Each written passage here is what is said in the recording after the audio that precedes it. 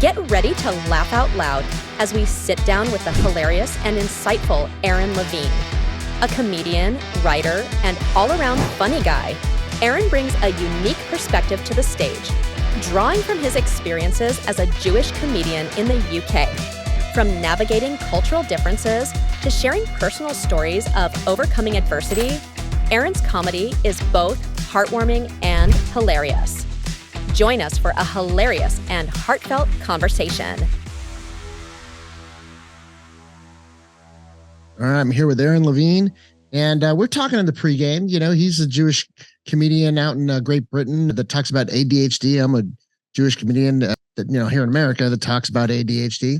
And he was just telling me that, he's in, I grew up in Encino, which basically is like, Jewish homeland. So, and then he is, there's not a big percentage. So why don't you tell us a little bit about yourself and talk a little bit about what you were talking about, the current events, and then let's get into your career. Sure. Yeah. So I'm a Jewish stand-up comedian. That's kind of my USP. Well, I've got a lot going on with my USP, but that's part of my USP. And is, my name's Aaron. I say on stage, my full name is Aaron Moses Abraham Levene, which is pretty optimistic on my mother. She clearly wasn't expecting any trouble in the Middle East, is what I say now. And that's been going okay, actually. I would have thought, I'd get booed for that, but that seems to be going fine. There's not a lot of Jews in the UK. It's 0.4% of the population. There's more Sikhs than Jews. So all the information that British people get about Jews comes from Jerry Seinfeld, Woody Allen, and that sort of TV, and they not necessarily have watched all that. So sometimes if I do a Jewish mother joke, I have to explain what a Jewish mother is first. Well, she gives you a lot of guilt. It's not a lot of fun being raised by them. So I have to because I just don't know. Sometimes people come up to me afterwards and they're like, you're the first Jew I ever met. I just wanted to see what Jewish comedy was about. So yeah, it's very different. I've not had issues personally. I'm part of a Jewish comedians WhatsApp group. There's a lot of Jewish comedians, obviously, because that's what we do. We take the piss out of ourselves, generally, right. Self-deprecating. I was chatting with this lady called Michelle Shaughnessy. She's a Canadian comic the other day at a gig. And I introduced myself as a self-deprecating Jew, and she said, "Is there any other kind?" I was like, "Fair enough." But yeah, they've had a lot of issues with people, and they've gotten very into it, and they've gotten sucked into social media and sort of defending the Israel cause to a certain extent. Some of them just trying to stay out of it for my own mental health, and also because both sides have valid points. And why can't everyone just get along? I'm kind of I'm a Buddhist Jew, so I'm kind of a bit of a hippie in that respect. So, right. All right, let's get to the origin of it. Why stand up? Just because you probably grew up in a funny household, but and where was the first place and time that you performed? I mean, stand-up, I actually got an acting degree at Pace University in New York City, and I did really well there. I kind of graduated top of my class, and I came home back to England. I mean, that's an even longer story of how I ended up there in the first place, but I came back, put my headshot, and I kind of looked like a Nazi thug, and that's what I was being called up for. I was being called up for Nazi thug roles, and I was, doing auditions where I was having to say unpleasant things as part of the audition. I just want to make people laugh. My favourite role at uni was Caliban and The Tempest. And I was like, I have a friend who's a comedian, and he's like, yeah, your life story is crazy. Essentially, I've got no balls. I had cancer. Both my parents died of cancer. Shouldn't have had that time sharing Chernobyl. Well, real quick, both your parents died of cancer? Yeah. One when I was 19, one when I was 2010. I was about 30-ish. Wow, what kind of cancer? My mum was sort of a sarcoma that was in the fat that spread to her liver, and my dad was an endocrine cancer, carcinoid. It's a cancer of the endocrine system, and I had testicular. And then my grandma had stomach. My aunt had ovarian. My grandpa had leukemia. How do you navigate? I've done genetic tests, and there's no genes in there that suggest cancer, which has been really unlucky. So yeah, that's crazy. I mean, have you looked into where your guys have lived and and how do you navigate? Trying to make sure that you're healthy. How does that work? How do you manage that? I'm trying right now. But I mean, doctors say there's no links between all the cancers and that sort of thing. And it's just been unlucky, and they're not environmental or, because my grandparents lived in a separate place. My aunt lived in a separate place. My sister has cancer right now. Yeah. So it's kind of rough. I was going to do a show about it called Cancer Culture with the tagline "It will grow on you," because I think you should. I think that would be, comedy brings light to the darkness, and I think that would be a great show. And it takes, it's very dark, and also because of what's going on right now with me, I need a bit of time from it. So I'm currently working on an ADHD one called Squirrel. You're working your way into it slowly, but but your thumbprint, everybody's got their own thumbprint. That's a unique thumbprint, and you know what? I was raised by Chinese, Malaysian, lesbian, martial art expert nannies. So I've got a mad life story. It's just, if you've seen my best friend's a guy called Absolutely Fabulous. My best friend's a guy called Josh Howie, and that was based on his mother. My mum was a fashion PR. My mum was best friends with his mum, and we grew up together, that sort of thing. Yeah, I had a slightly conspicuous Cantonese. I've got a slightly strange life, so it's good to talk about on stage. I've been in therapy since I was 13. I've had to be. Right, I'm ready to go to therapy right now, just hearing your story. Yeah, well, there you go. I love having that effect on people. I mean, but you know what? It's comedy and is all about going into the things that make you feel pain and then discussing it. And so you've hit the comedy gold mine, so to speak, because you have a lot to talk about. So you got the ADHD is a nice shoehorn though. Now, where was the first place that you truly properly, as we say in Great Britain, proper place that you performed, and when was it? How old were you? I was about 2014. So I was 40, maybe. I don't know. I was born in 74. I can't do the maths, but around 40. And so it's only fairly recently. I'm 49 now. So, and I did a course with a lady called Kate Smurthwaite, and the comedy showcase was in a pub in Piccadilly Circus called the Comedy Pub, although now it's called the Coach and Horses, I think. And it was in a room upstairs, and all the family there, and it was brilliant. And then my second gig, it was just other comedians, and it was at a place called Pear Shaped, which is known as being a really difficult gig. It doesn't exist anymore. It was run by Brian and Crystal Damage, who were on Britain's Got Talent, and then did so badly they had to emigrate to Australia. The typical tale of doing great your first time and then shitty the second and third time. Yeah, because your family's there the first time. It's a total lie, man. And I died for years. I got a practice dying. I used to go back to Pear Shaped. That's a particularly hard gig. They don't really have any real audience, and it's a good place to practice dying and building up a thick skin and that sort of thing. So because you're performing for other comedians and they're like, screw this guy. Yeah, and occasional tourist who doesn't know why they're there and generally doesn't speak English. Right. So, and that gives the way a comedian laughs. Comedian laughs, even if it's good, they'll be like, "That's a laugh. That's a comedian laugh." Yeah, for sure. So that was good that you performed at that place. When did you really kind of, I know you're going to probably say, "Well, no comedian ever says I hit my stride." But when did you really feel like you kind of like grew, a little bit, growth? A couple of years, when I learned, I would only say only 2 years ago. Like I learned to fake confidence on stage, basically. Because the minute you're needy on stage, and it took me a long time to figure this out. I was quite a needy comedian. Right. The audience feels uncomfortable because you're asking something from them rather than giving them love. Yeah. And it took me so long to figure that out and come into my own voice. I'm still doing it. And yeah, that's it really. And then pretty much that year when I sort of figured that out, I got an agent. And that's it, really. He sends me off around the country, and that's what I do. So yeah, I feel I'm still working on it. I've still got just watched a video back from last weekend, and I'm like, oh no, I could have said that clean. I could have given more energy there, that sort of thing. You're never happy. But have you done stand up in the United States? It's like the waiter goes up to a table of Jewish mothers and says, "Is anything okay?" But it's like that with me. I watch myself with all comedians. We look at ourselves. Nothing's okay. Right. No, because comedy's set in the negative. So have you done stand-up in the States? I did right at the beginning. I came to New York because I lived in New York for 7 years. And, I lived in Williamsburg. I was a Williamsburg hipster freshman before they, I was there for 9/11 actually. So I was there before it became too expensive. And I moved there because it was empty and full of sort of poor artists and Puerto Ricans shooting their guns in the air. Quite liked it. At the time, yeah, it's terrible now. But how would you compare? Yeah. So I went back to New York, and I got friends over there, and I studied acting over there and all that. And yeah, I didn't like the comedy scene, especially at my level. It was very much a case of buying drinks to put your name in a thing. And I was, London actually has more open mics per capita than anywhere else in the world. So wow, I didn't know that. That's so great. for me, I don't do open spots anymore, but back then that's what I needed. So yeah.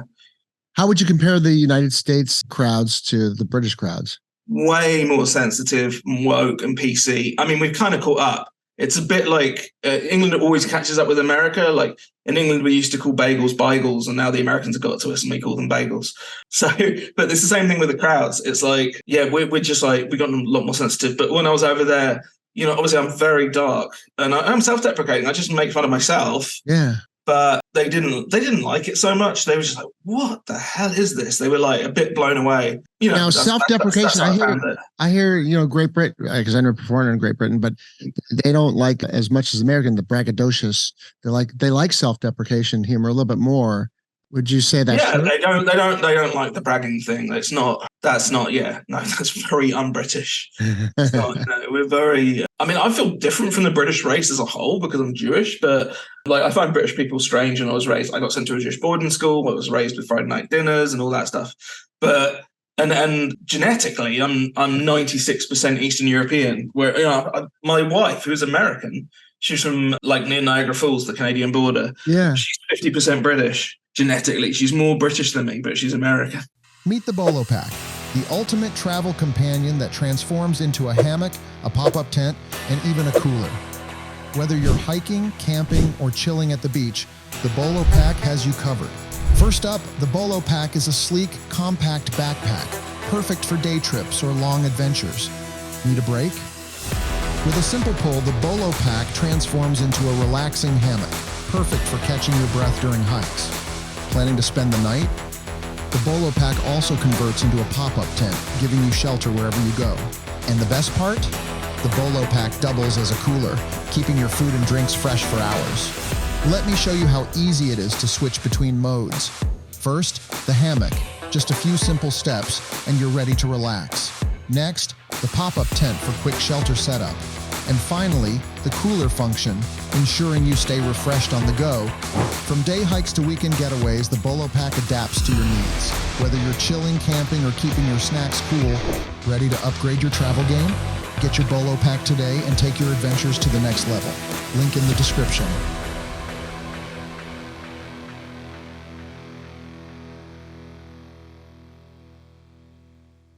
So tell us about the challenges, like, you know, what, I mean, I know it's tough to say because you grew up out there, but like when you're performing and you're talking about your background, and what are some of the dynamics that you deal with? I mean, I don't know.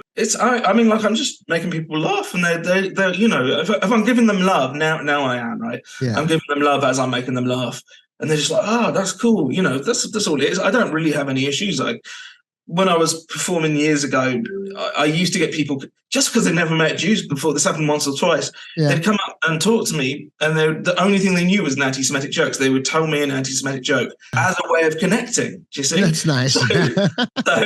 But I mean, it doesn't really happen so much anymore. But yeah, it's all right. It's fine. Yeah, and also, because you know, everybody kind of knows each other now. It's like the world has become a little smaller, so everybody kind of knows everything. And it's interesting to me because being in America, you know, I grew up in L.A. and in Encino, and my whole family's from New York. And as you know, in my neighborhood in Encino, I thought everybody was Jewish. You know, now I live just outside of Austin in Georgetown, Texas, and I'm a fish out of water. You know, that's got to be different. Yeah, I mean, when I lived in New York, I actually felt like I was at home because there was I was much more culturally comfortable. You know, you weren't that special there. No, it was great. I loved it. They were like Jewish food. I could get a Jewish deli anywhere. Jesus Christ, sure, yeah. So now, what city are you in, and where are you at now? You're in London. I'm in London, yeah. You're right in the thick of things. So what are your sweet spots? Where do you like to perform out there? I'll perform wherever they send me. I've got a couple of gigs that I do where I don't get paid, but I can do 10 or 15 minutes and I can show up, and they're bringer gigs. So the thing is like, so you're supposed to bring an audience member with you, but I know these guys so well, I don't have to. Plus I'm at a higher level than the rest of the comedians. So they just let me come at short notice, and I can try out new material and stuff. Mm-hmm. So those are there's one in Highgate, the Boot. It's actually it was set up by a Jew and a Muslim, and it's called Big Nose Comedy. And that's my favorite gig. I love it. It's in Highgate. It's like posh people, and it's nice. It's in a little room. It's very intimate. I love that. That's my favorite gig to do, like, on a regular basis. But other gigs, I'm like traveling around to the West Coast, the country. Most of my gigs tend to be in the middle of nowhere, and they'll be in a town hall and the entire town shows up, which is brilliant fun. Yeah. What are you talking about lately? What's what's your routine lately? My routine? Well, I'll start, I don't do Take My Wife, Please. I do Take Me, Please. I talk about meeting my missus and how she puts up with me. I say, she calls me the man of her dreams. I do worry that she wakes up screaming, and all that kind of nonsense. And, met her on Tinder. She asked me why I picked her. I said, because she had a lovely smile. I said, sweetheart, why'd you pick me? She said, well, I couldn't swipe left anymore. I had a repetitive strain injury. All that stuff. I take the piss out of myself with that. And she also has Tourette's as well, which is good to talk about. She lets me talk about it on stage. I do that. And I talk about the cancer stuff, with fat, I don't have any balls. So I've got I got a sackload of material about it. You have like a treasure trove of possibilities between the ADHD, the cancer, the balls, your wife has Tourette's. Yeah, but with the ADHD, comedy gold mine. Well, that's the problem. It's like, and because I have ADHD, I get overwhelmed. I don't know what to pick. I've written 4 shows up to the point where I've done the marketing blurb and the poster and never actually finished the shows. So, did you say is that a joke? I mean, you should. No, it's true. I wish it was a joke. You should say that on stage. I will. I mean, because I'm dying to hear, because that's a true. I'm a sick comedian, but I'm dying to hear about your wife. About and like everybody, the cancer. Work. It doesn't. It only works in a comedy club, isn't it? Like if you're doing it on a you got the timing and the. Well, yeah, no, not here, but like at a club. I mean, that would do great. I mean, I think it would do great out anywhere, but it would definitely do well out in America if you just start talking about that. Yeah. Do you think that they would take out in Great Britain? Do you think they would take that all the material about cancer and everything? Would they take it well, or would they? I don't know. I tried bits on. I mean, like the punny stuff. So I do pun stuff about my balls, and like I talk about when it's very silly and a bit more Monty Python-esque. Sort of when I genuinely, like when I was 19, the surgeon asked me whether I wanted cork balls or plastic balls. And that was like one of the questions. And like I talk about that, and it's silly, I thought about the cork because the cork would float in the bathtub and all that. And like, they kind of like that. That's all right. But when I get a bit darker, or if I say like, if I told them about my family history with both my parents dying of cancer, or the grandparents, and if I do a joke, like I say, it used to be 1 in 3, now it's 1 in 2. You can thank my family. If you haven't experienced it yourself, you can also thank my family. So but they're not so sure about that. So I don't know whether that's a dark thing. It just might need to be a better joke. I'll figure it out. Yeah. It's just being prolific, I think, but there's still, you definitely. Did you get into stand-up because of tough times? No, I was basically acting, and I wasn't getting comedy roles, and my favorite role at university in America was Caliban, and I like making people laugh for that. And I realized what I really want to do is just make people laugh, and so that's what I learned how to do. I actually find it a lot easier stand-up than acting, because acting, you're at the whims of a writer, so you're going through the emotions that the writer wants to put you through. And I don't like not having control of my emotions. Well, not being in control of what I feel, actually, would be better to say. And so like if someone else is like, if you're like living the part, Caliban was all right. He's not that emotionally advanced, right? So, he's just like wants to be loved and is a bit of a monster, which I can relate to, which is why I think I was quite good in that part. But like comedy, you're just being yourself sort of thing. Well, an exaggerated version of yourself. I find a lot more comfortable. Yeah, I like it because, in filmmaking and acting, it's just everything. You got to audition, you got to, you got to write, you got the production, you got to time. You just grab a microphone and you could tell a story, and it's such a free form, art form. I've got a film production degree as well. It's like, it's not. I had a documentary production company. I went through all that. I just don't like dealing with people. Most comedians are introverts. The amount of networking I had to do. I spent years as a production assistant. I worked on First Night, the Richard Gere, Sean Connery film, making cups of tea or driving people from set to the food or whatever, shoveling horse shit in that case, in that job. Yeah. But, literally, it's just like, but there's a lot of people, man. I'm not very good at it. That's why I spent so long. I never even made it up to third AD. Spent years making cups of tea and coffee in case of the Americans. Yeah, I was a production assistant, and we would do that for like 4.5 years, and but then we don't make them tea. We have to go buy lattes, and if you get the order wrong, you'll get castigated for about 15 minutes. Oh yeah, I saw what was that film with the paper cuts and the shark and Kevin Spacey was the evil boss? Yes. Yeah, that's what it was. Okay. Yeah. So where are you at right now? Where are you performing? What's going on with what are you doing right now? Well, I'm trying to hopefully write this show about ADHD, but it's a show about ADHD, so I'm not struggling to write it. It's going to be in Edinburgh in theory next August. And so I'm trying out a lot of new ADHD material in different places and trying to, work it into my sort of club set. Because it's like in the UK, we have club sets and then we have like our Edinburgh show because that's where everyone sees you and it's kind of different thing. It's like a complete different vibe, Yeah. Because like an Edinburgh crowd won't be as drunk and sometimes it'll be in the middle of the day. So you got to have more of a story and all that stuff, whereas you can kind of just joke in a club set.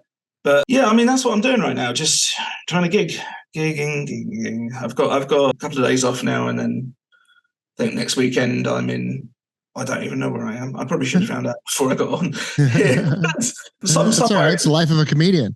Yeah, I'm somewhere, probably on the East Coast somewhere, and I'll be, telling jokes to some pub farm people. It'll be fine. Long-term play, a kid in a candy store. Where's the career? What do you want? What do you see in the long term? What's your goals? There's a couple of comics in the UK. There's a guy called Mike Gunn. And he's ideal to me. He makes a living out of comedy. I don't make a living out of comedy. I make maybe in dollars, $800 a month, which isn't a living, right? I have to have other ways of supporting myself. Right. And I would like to be able to make a living out of it, but I would like to not be famous. Because here's the thing, right? I read Harpo Speaks, which is Harpo Marx's autobiography, right? Yeah. And the Marx brothers spent 15 years getting an hour show. There's a guy called Mickey Flanagan out here who did a show called Out Out. He spent 8 years developing an hour show, to get a strong, I'm not like a natural comedian who can just be funny. It's taken me a long time to get a strong hour, Yeah. And like when the minute you get on TV, you burn it and you have to hire a writer. So Mickey Flanagan got really famous. He had a brilliant show called Out Out. Yeah. But it took him 8 years to write that show. And then they expect the same thing the next year. They want another hour show. And so he had to hire writers. And I'm like, I don't know about that. That's weird. I don't want to burn my material. Like Mike Gunn can go and do, he's really respected on the circuit. He can go anywhere, do an hour, but most of the audience won't have seen him do it before. And I kind of like that. That would be my goal, because I find it so hard to write. And it's brutal. You can tell with the ADD and that it's brutal, man. And I think that a joke's funny and most of the time it won't work. So it's only 10% of the stuff that works. It takes a long time, man. You do a lot of crowd work? Crowd work, no. I do more. I'm getting more and more comfortable with it. I used to not. I would freak or just freeze if someone talked to me. But no, what I've been doing recently is hosting, emceeing. I don't know what they call it in America, but I've been like the intro guy, the warm up guy, and then bringing the acts on stage and all that. And I've had to learn how to do it without using Steve Martin's "Oh, you'll remember our first drink" line because it's hacky. So I've learned how to do it without doing that, and just chatting to people and being warm and but funny, and then trying to connect.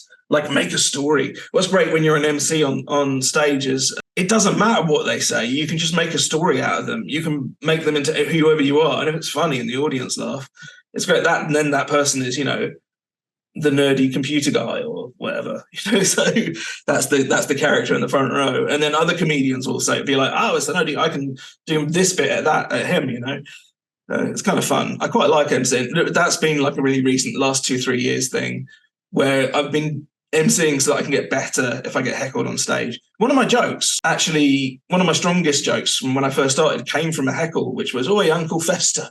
So I had a whole bit about Uncle Fester that I wrote in response, and that became a strong bit. So yeah, it's good. It's good to do, although it's kind of hacky, looky jokes are a bit hacky as well. But yeah, but you know what, it's, if there's somebody drops a glass, you got to, and if somebody's, oh yeah, at least someone's having a smashing drink, smashing is what I would say to that. Yes. Is there something noticeable or whatever? Yeah, you got to do it. Out here in Austin, they have a roast mic where you'll get up there and people. Roasts are brutal, man. I don't like them. Like, well, I feel bad. I'm really empathetic. I know they're up there, and I know it's funny. But this is where the audience tells you roast you. Oh, that's yes. I've done that. There's a gig I do in Edinburgh called Drunken Heckle, and it's a midnight gig. And the idea is, except it's in England, so the funny thing is they get given paddles, and you're only allowed to heckle if you put your paddle up.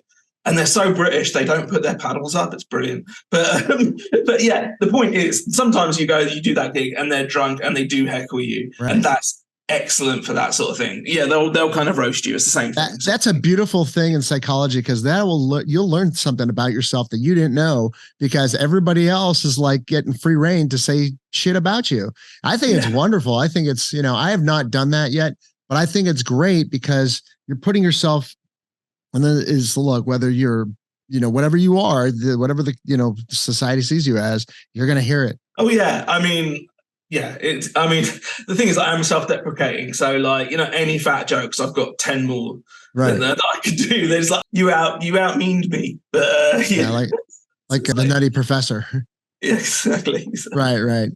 Well, I think your goal is great. I think that's like a true comedian's, quest is, of course, they want to play Madison Square Garden or sell out, but they also want to be able to do those clubs, those low ceiling, tight rooms, the old days. I would have no idea. The biggest crowd I've done is 3,000 people. I opened for a TV comic. That's good, man. I know for me, that's huge. I'm used to 250, 150. That's my normal crowd. Those are still healthy right there. Yeah, but that was like early in my career, and I happened to be like on the opening bill. I wouldn't say I was opening for him, but I was like one of the warm-up acts.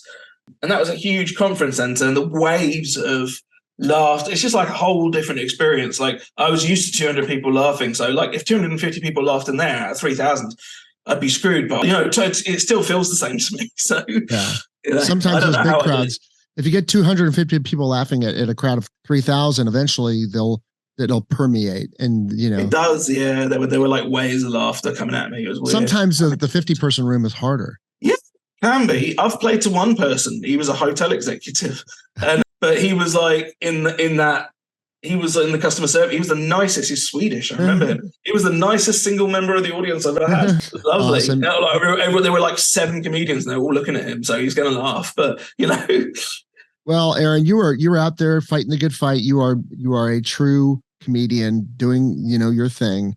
And tell everybody how they can find out more about you. Actually, if you just find me on Facebook, that's the best way. It's Aaron Levene Comedy, and it's Levene and then AARON. And I tend to post all my upcoming gigs on there if they happen to be in the UK. But if I ever come to the US, I'll put gigs up there as well. It's been really interesting talking to you. I ramble a lot and sort of take over a bit, but it's nice to meet another a comedian from the other side of the pond and have a conversation. I don't often do that. So I'm used to rambling because we both have the ADHD. Yeah. An absolute pleasure. Thank you so much. I appreciate it. And looking forward to hearing more about you. Cool. Take care. Thanks, Mike. Thanks for joining us. Gear up for your next adventure and head over to bolotour.com to check out the amazing Bolo Pack and their other innovative outdoor gear. Catch you next time.